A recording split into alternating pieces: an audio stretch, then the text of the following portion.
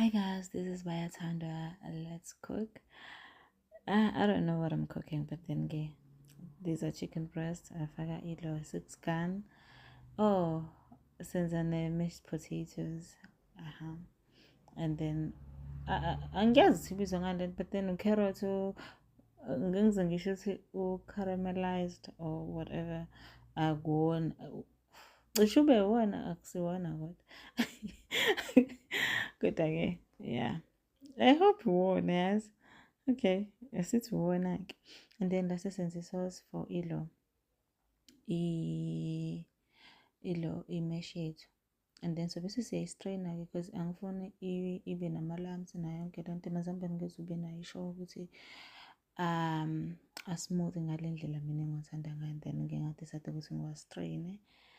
And then yeah, ngiyi-process-le. Nakuse kuyachitha ngisho ukuchitheka. I hope you guys don't mind.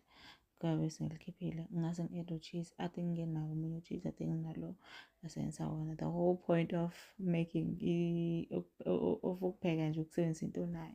And then ngenza iqanda. Oh, ngazakhela lama breadcrumbs by the way.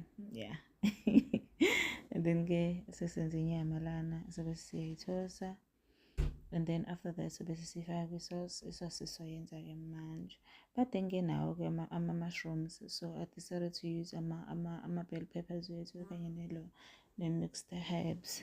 And then ngase ngiyahlanganisa. Ngase ngisebenzisa